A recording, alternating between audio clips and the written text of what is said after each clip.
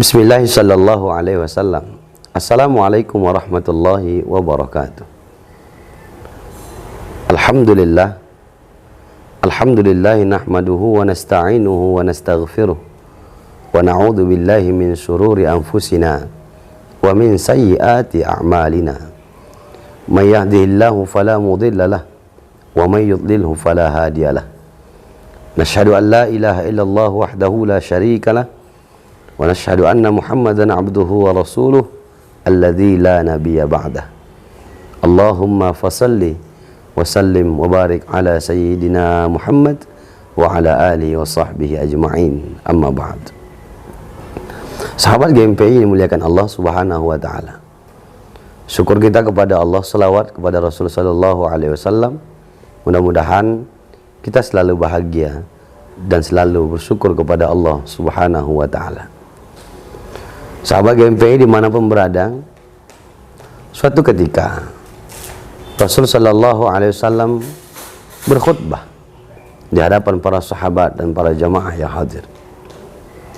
Pada saat itu Rasul sallallahu alaihi wasallam mengungkapkan kalimat amin 3 kali berturut-turut. Ketika Rasul ingin menaiki anak tangga khutbah, Rasul sallallahu alaihi wasallam mengatakan amin, amin, amin. 3 anak tangga yang dinaiki oleh Rasul sallallahu alaihi wasallam. Ini juga mendapatkan hukum bagi kita. Sunnah hukumnya di masjid-masjid itu khutbah memiliki mimbar 3 anak tangga. Ketika Rasul sallallahu alaihi wasallam naik ke anak tangga pertama, Rasul mengatakan amin. Naik ke anak tangga kedua, Rasul bilang amin. Naik anak tangga ketiga, Rasul bilang amin. Ketika itu sahabat Nabi sallallahu alaihi wasallam bertanya kepada Rasulullah, "Ya Rasulullah, apa yang kau aminkan ya Rasul? Sedangkan kami tidak mendengar sedikit pun terucap kalimat doa." Apa yang kau aminkan ya Rasulullah? Sampai 3 kali kalimat amin itu berturut-turut kau ucapkan dari lisanmu yang mulia. Padahal sedikit pun kami tidak ada mendengar kalimat-kalimat doa yang perlu diaminkan. Lantas sahabatku yang muliakan Allah, Rasul sallallahu alaihi wasallam menjelaskan, perlu kalian tahu wahai sahabatku, bahwa ketika aku menaiki anak tangga pertama, kedua, ketiga, kenapa aku mengatakan kalimat amin? Karena aku mendengar seorang malaikatnya Allah, yaitu malaikat Jibril alaihi salatu wasalam, mengungkapkan atau mengutarakan kalimat doa kepada Allah, aku tinggal aminkan.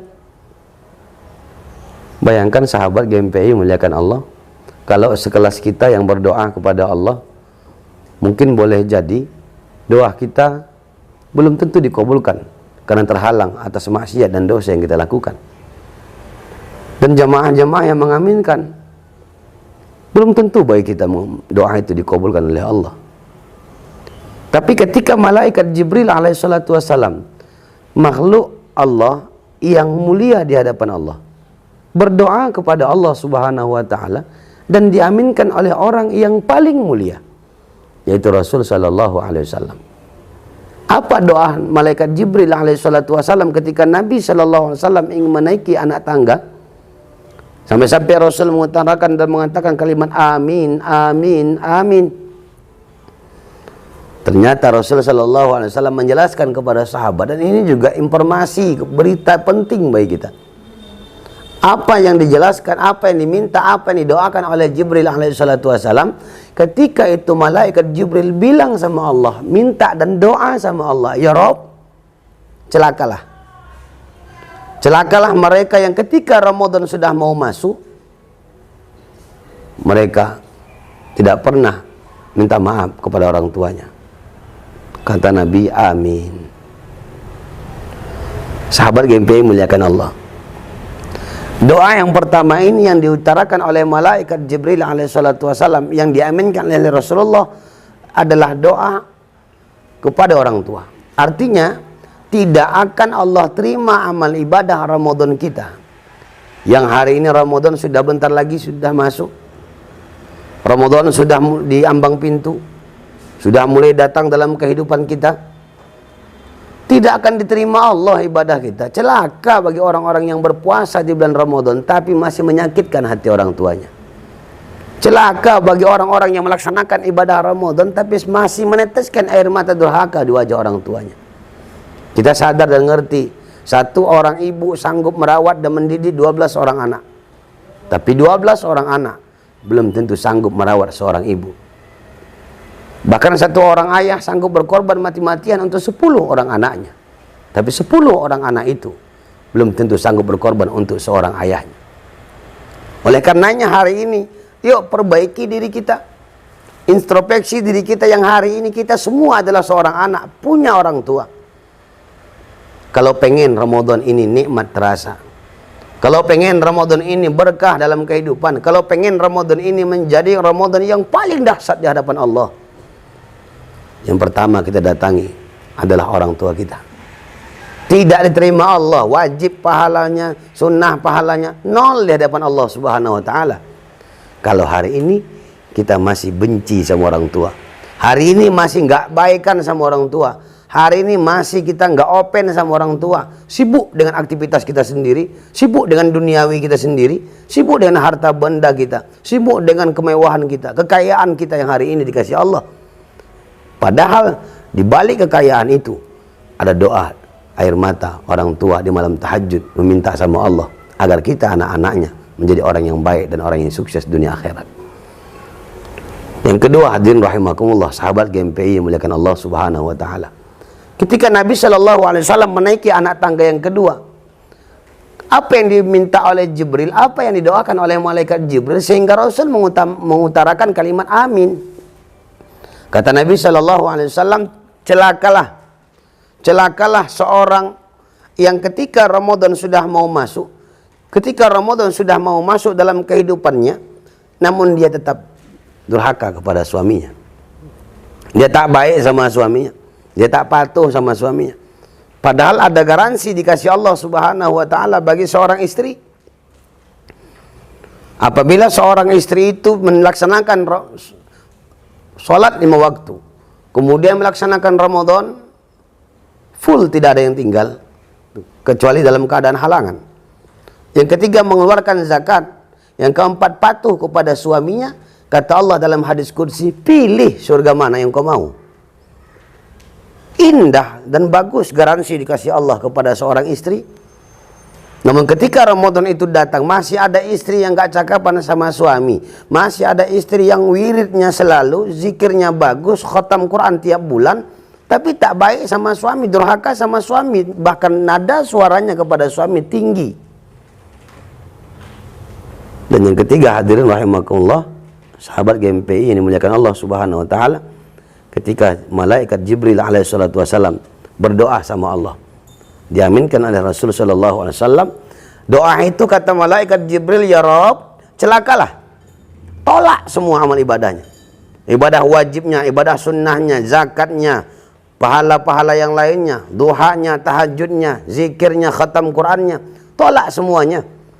Kalau ada seorang hamba, seorang manusia yang ketika Ramadan datang, ketika Ramadan masuk dalam kehidupan nyatanya, dia masih nggak cakapan sama tetangga atau orang-orang lain di sekitarnya. Sahabat GMPI muliakan Allah, tanya diri kita, bagaimana kita mau melaksanakan ibadah Ramadan menjadi ibadah yang paling nikmat, atau mungkin kita katakan ibadah yang paling berharga di hadapan Allah Subhanahu wa taala. Tapi sampai sekarang, sampai hari ini, sama tetangga kita nggak cakapan, sama ipar masih kita singgung menyinggung, sama anggota keluarga kita yang lainnya kita nggak peduli. Hari ini ada satu konsep yang salah kita pikirkan. Banyak orang menganggap orang lain menjadi saudaranya, namun saudaranya sendiri dianggapnya seperti orang lain. Maka ini yang perlu kita jadikan sebagai bahan muhasabah. Sibuk kita merangkul orang lain menjadi saudara kita, orang jauh kita jadikan menjadi dekat, orang yang nggak kita kenal kita jadikan menjadi akrab, tapi saudara kita sendiri kita anggap menjadi orang lain. Tetangga-tetangga kita nggak acuh, bahkan ipar kita, adik kita, abang, kakak kita anggap seperti orang lain. Tanyakan diri kita, masihkah kita berpikir dan berharap mendapatkan Ramadan yang barokah? Kalau sampai hari ini masih ada rasa benci kepada orang lain, masih dengki sama orang lain, suuzon sama orang lain, berprasangka buruk sama orang lain, jangan harap mendapatkan itu semua.